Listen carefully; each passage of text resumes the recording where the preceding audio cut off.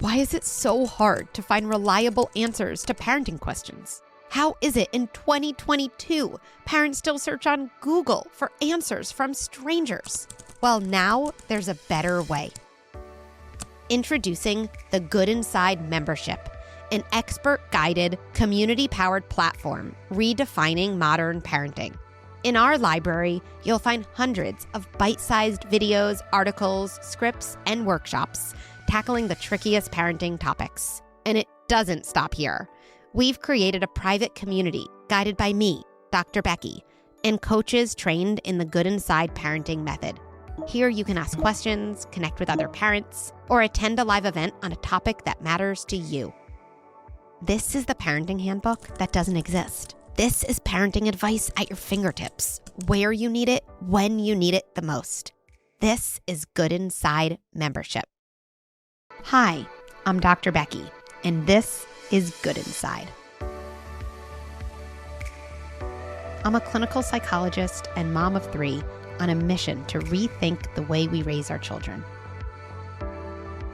I love translating deep thoughts about parenting into practical, actionable strategies that you can use in your home right away.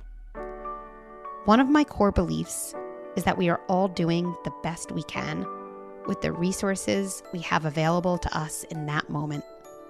So even as we struggle, and even as we are having a hard time on the outside, we remain good inside.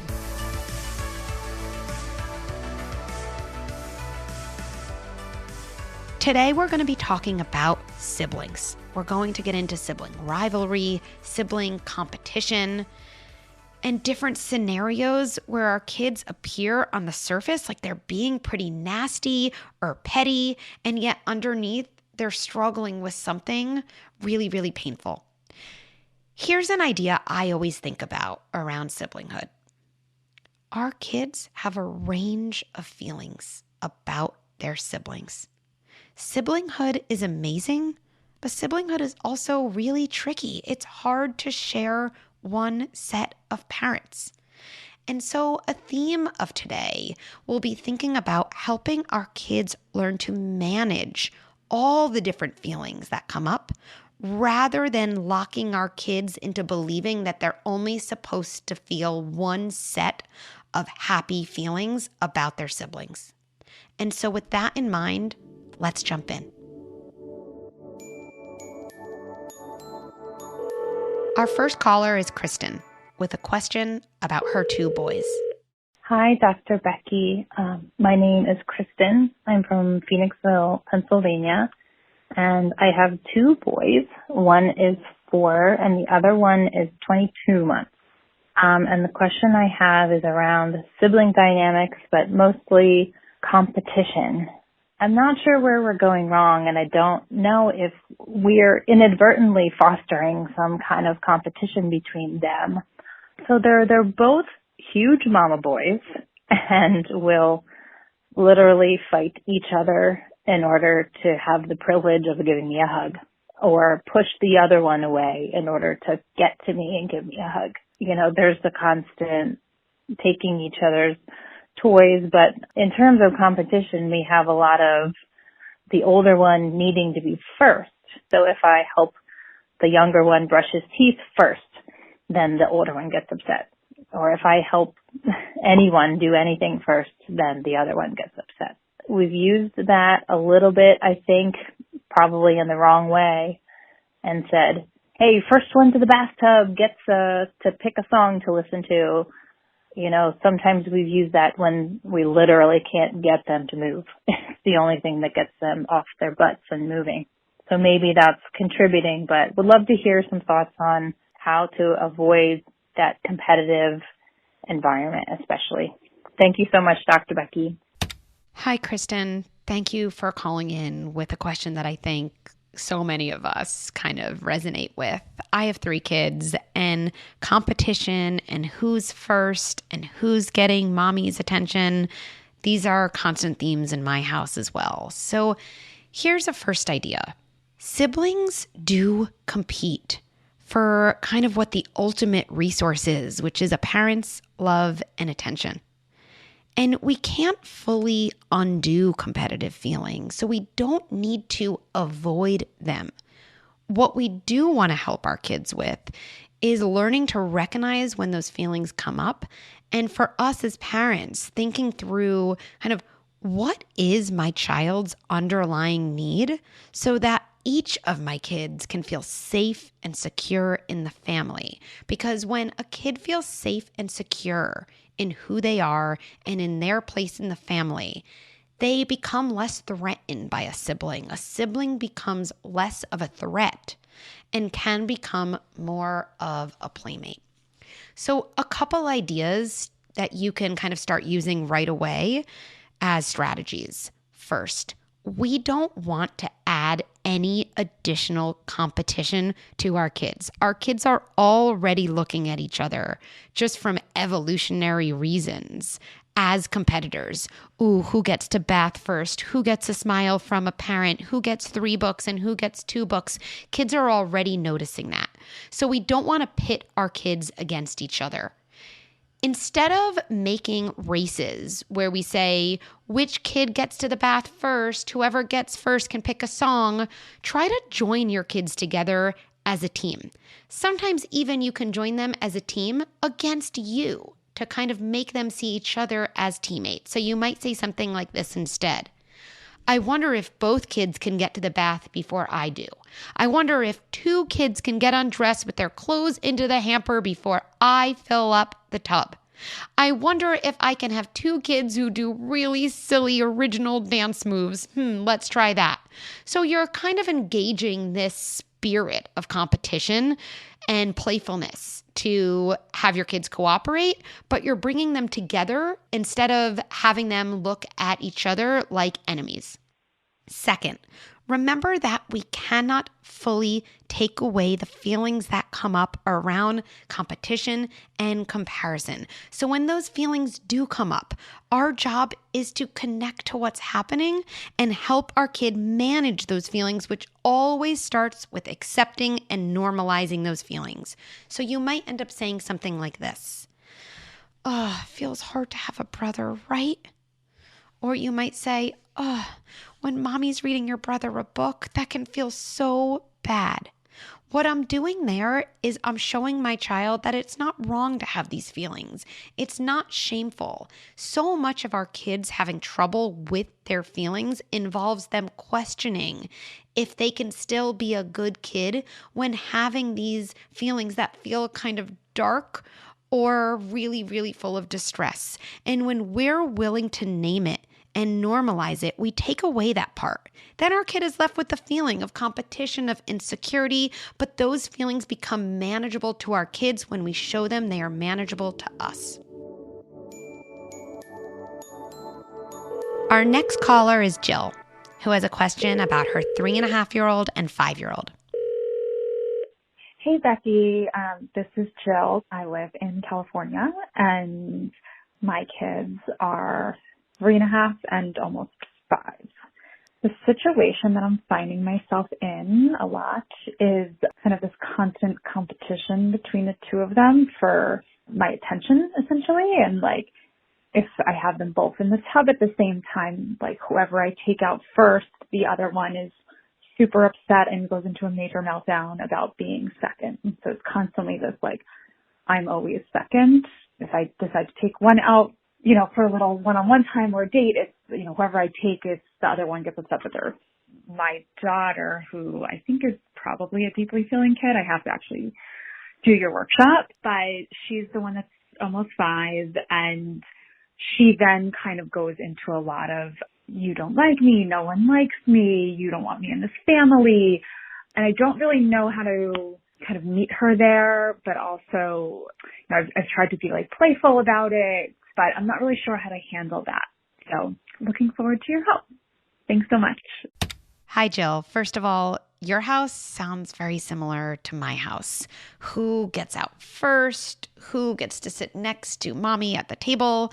These things can spiral and get into a place where everything feels so awful. So let's walk through what's really happening here. And I have a bunch of strategies to share with you. What is happening for a child when getting out of the bathtub first feels so huge? So let's all notice our first reaction, which is stop making such a big deal out of something so small. Just notice that. We all have that thought. I have that thought too. Take a deep breath, say hi to it, maybe ask that thought to step back, because I think there's another interpretation we all have. And that's this. If something that small can evoke something so big, there must be something underneath that feels really bad. And I think what feels really bad for kids when they're not first is it's almost like when you're second, or if you're third, you don't matter. Right? It's almost like an existential crisis. I need to be first to prove my worth and my place in this family. And when we see it through that light, I think we have more empathy. And it also can allow us to think of a lot of strategies that speak to that underlying struggle. So let's jump into those. First, play is a great place to help your kid understand what's really going on for them in explosive moments. We can't talk through these situations with our kids. I don't sit down with my 6-year-old and say, when you're second coming out of the bath, everything feels so bad and let's talk through that. No, my child would say, Mom, I don't want to talk to you. You're being so annoying. So what would I do instead? I would speak to these themes in my child's world, and a child's world is play. So let's say I'm playing kind of some version of family with my child and we have babies. You can also do this with dinosaurs or trucks or anything. I might introduce this theme of mattering and order in this way. One baby in the family, my daughter's being another one, and I might say this. If I'm not the first one out of the door, I'm going to be so mad. I'm going to cry and I'm going to scream. I have to be first. I have to be first. I have to be first. And then I might just pause and see what my child does. We're not solving anything in play. We're helping our child understand herself in play. The pathway that ends in regulation starts with understanding. Understanding yourself is huge in learning how to manage through your own feelings. So that in and of itself is really powerful, just putting that theme into play. Then I might show some coping in play. Maybe I would, even as that baby, say this, well, I guess I don't have to be first, but I like being first. It kind of feels like I matter more, but I guess I could always tell myself, I matter even when I'm not first. I matter in this family even when I'm not first. Now, that's a mantra I actually think you can teach your kids. So not in the same day, maybe another time before you do bath time. You might say something like this. Sometimes it feels like if you're not the first kid to do something, like if you're not the first kid taken out of the bath, it's almost like you disappear. I remember feeling like that when I was a kid. And I said something to myself sometimes that helped. I would take a deep breath and I would say, I matter even when I'm not first. I matter in this family even when I'm not first. I don't know. You might try that. You might not. It helped me when I was a kid. It might not help you. Who knows? Then move on. What am I doing there? So many things. I'm giving my kid a skill, but kids don't like any skill kind of shoved down their throat. So I'm also backing away from it as soon as I suggest it. I might say, oh, that was useful for me. Maybe it is. Maybe it's not for you. And I give my child control in the situation, which always makes a child more likely to try something. Here's another strategy that can really help. Problem solving in advance. Before you get into the bath with your two kids, name what often happens and then engage your kids with their problem solving skills. It might sound like this. So you know what I'm thinking about before bath? I'm already thinking about getting out of bath and how it's always so hard. Both of you want to be first. You two are really smart, inventive kids. I wonder if either of you or both of you could think of something we could do that could make the end of bath time a little easier. And then I'd look curious, as if I don't have an answer. When we give our kids space and kind of trust to problem solve, they often come back at us with a solution we might not have thought about.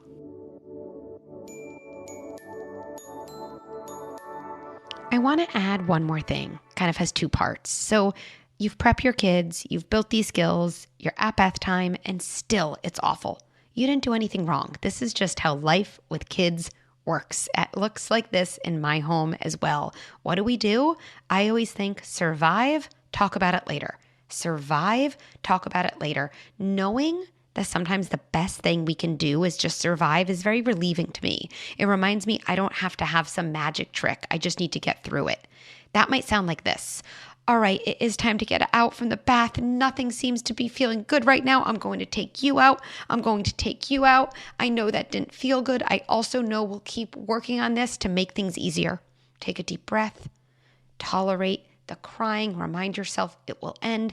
And then later, when you're calmer, when your child's calmer, go to your child and narrate what just happened. Narration provides us an amazing opportunity. When our bodies are calm, we can form coherence in a moment that was totally incoherent. We can add connection and regulation to a moment that was alone and dysregulated. So you might go to your child and say, getting out of the bath felt really hard. We've been working on so many things to make that easier, and today was still a really hard moment. That happens sometimes. I took your brother out before you.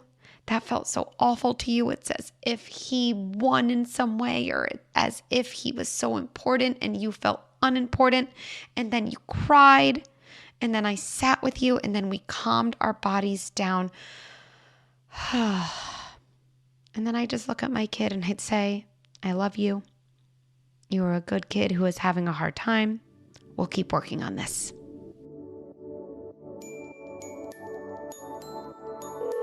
Our final caller is Britta with a question about her almost 7-year-old. Hi, Dr. Becky. This is Britta in Denver, Colorado, and I'm calling about my two kiddos who are 6 and 4, actually almost 7 and 5 now. And so my oldest is your typical more anxious people pleaser, and my younger one is definitely a deeply feeling kid. But this message is more about my oldest, who we find gets very critical, and when his younger sister is getting any type of attention, he sits there and criticizes her or kind of says not nice things about what she's doing. You know, she's practicing gymnastics, and he'll say, oh, that was a bad handstand, or you didn't do that right. And, you know, we really try and give him a lot of one-on-one time, and, you know, he obviously really is one that craves praise, and we're working on him being more intrinsically motivated. But I really am wondering what to do in that moment when, you know, sister might be doing handstands and we're just watching. We're not necessarily giving her a lot of praise, but she's getting attention, and he really starts like picking on her and criticizing her. And I'm not sure what to say in that moment to him. So if you could address that, that would be great. Thanks so much. Britta, thank you so much for calling in with this really important kind of example, this story of these times. I know they happen in so many families where it seems like one kid's success is almost like a direct arrow into the other kid's ego. And we, as parents, I think we have a lot evoked for us in those moments because we think you should be happy for your sister. Why can't you be happy for your brother? And it brings up kind of all types of emotions in us. So the first thing that comes to mind is to prepare your son for the moments that will feel hard when watching his sister perform or succeed. Preparation and practice are some of the best strategies we have to help our kids manage difficult sibling moments. So let's say the next day is a gymnastics meet. Today you might do something like this with your son. You know what I'm thinking about? I'm thinking about tomorrow when we see your sister's gymnastics. Ooh, that might feel kind of tough. I get if that would feel really hard. Now, I'm going to come out of the role play before I jump back in with more strategies. Why is that important to start with? Already we're doing so much. We're naming a feeling that your child struggles with. We're normalizing it by talking about it without any blame or shame. Already, we're lowering the likelihood of a feeling having to explode out of a child's body in a behavior. But I'm going to go back to the role play because I would go a step further. I wonder what we can do when we're at gymnastics. Ooh, and you maybe have one of those feelings come up that, I don't like watching this. There's something about it I don't like. And I feel those words coming. I want to say that is a bad handstand. What can we do when that comes? Because I get why it's so hard to watch her. And I think we need to think about this in advance so we can figure out something that probably feels better to everyone.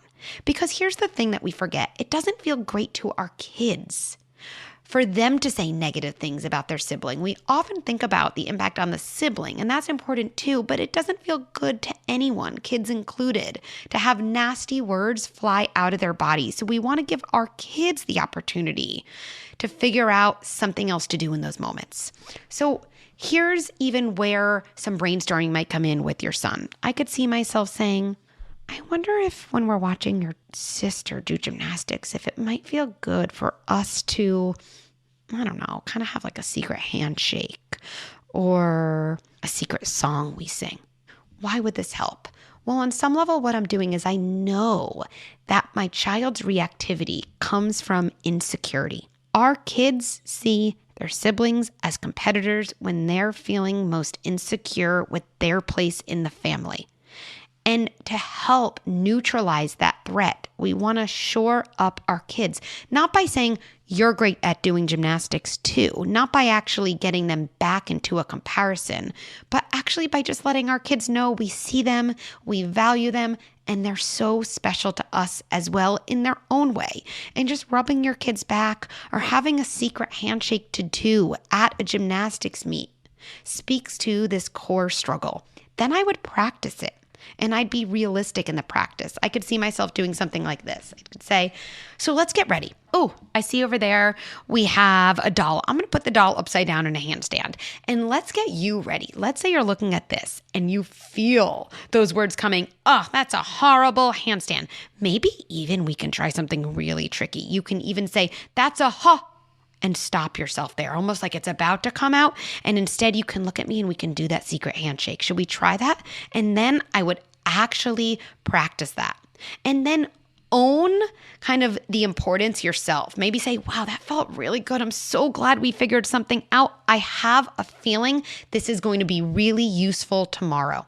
Now, when the next day comes, I might whisper to my child. Again, there's something about whispering that makes our kids feel really seen and special, especially when we know those jealousy feelings are coming. Oh, I can't wait to do our secret handshake at the gymnastics meet. And so you've prepped, you've practiced, you've given your kid a message that they're a good kid, not a bad kid. And the chances of your child being able to regulate that feeling and that urge are so much higher.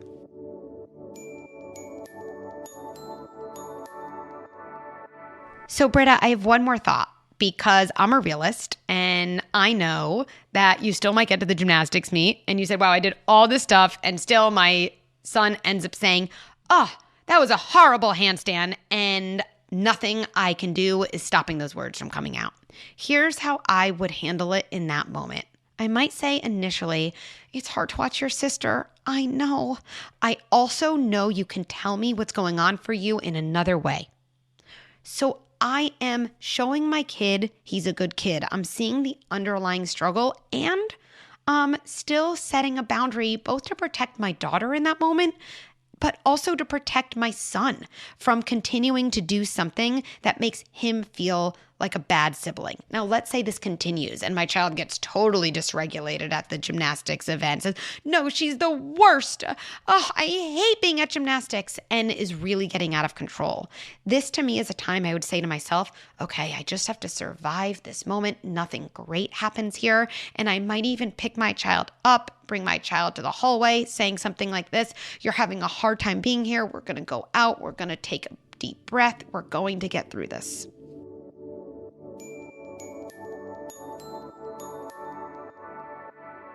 Let's bring it all together and talk about 3 main takeaways. 1, sibling rivalry is normal, as siblings are competing for what can feel like a scarce resource, a parent's love and attention. The more secure kids feel in their family, security that comes from connection and feeling seen for who they are, the less a sibling feels like a threat and the less competition there will be.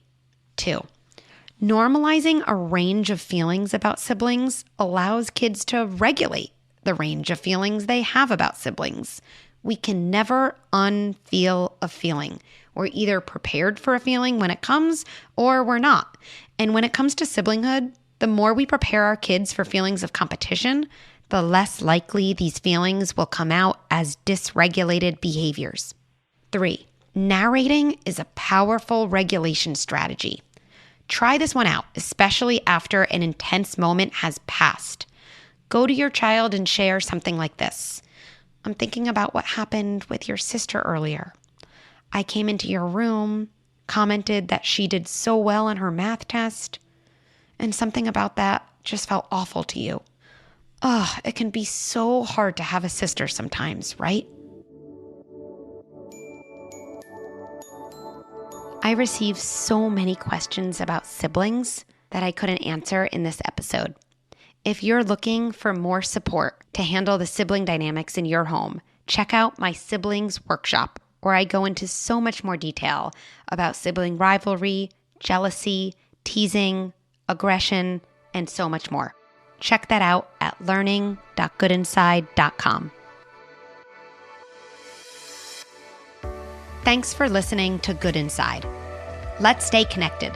At goodinside.com, you can sign up for workshops and subscribe to Good Insider, my weekly email with scripts and strategies delivered right to your inbox. And for more ideas and tips, check out my Instagram, Dr. Becky at Good Inside.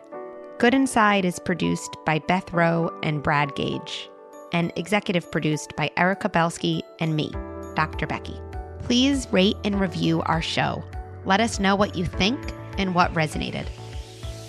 I actually do read each and every review, so please know that your feedback is meaningful to me.